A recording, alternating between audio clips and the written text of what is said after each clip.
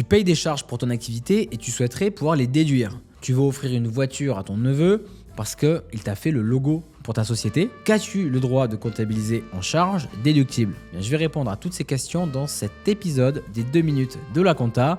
Spoiler alerte, pour la voiture, c'est mal parti. Tout d'abord, quelles sont les règles à respecter pour que les dépenses soient fiscalement déductibles de ton résultat?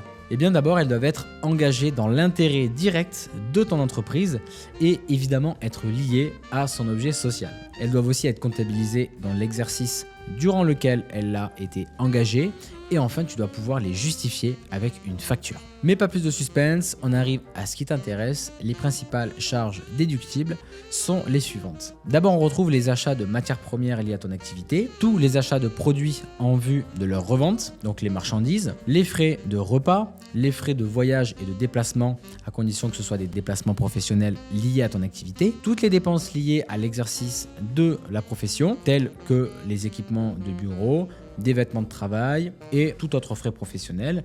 Attention, une cravate ou un costume, eh bien ça n'est pas considéré comme des vêtements de travail. Par vêtements de travail, on entend plutôt des blouses de chantier, la robe d'avocat, des blouses pour les infirmières, etc. Il y a également les frais de formation qui sont déductibles, tant que c'est une formation liée à l'exercice de ton activité ou à l'objet social. Et enfin, les cadeaux clients ou les cadeaux envers tes salariés dans un usage évidemment proportionné. À noter que certaines charges déductibles peuvent ne plus l'être si elles sont jugées excessives. Je te donne un exemple, les cadeaux d'affaires, s'ils sont disproportionnés par rapport à la relation commerciale que tu entretiens avec ton client. Encore les frais du personnel, s'ils sont exagérés au regard du travail fourni. Et enfin, la participation des salariés au résultat et les primes d'intéressement s'ils ne remplissent pas les conditions légales ou s'ils ne sont pas déposés à la direction départementale du travail. Donc voilà pour ce court résumé.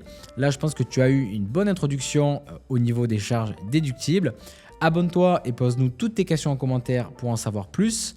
Tu peux aussi réserver une consultation offerte en cliquant sur le lien en description afin d'aller plus loin.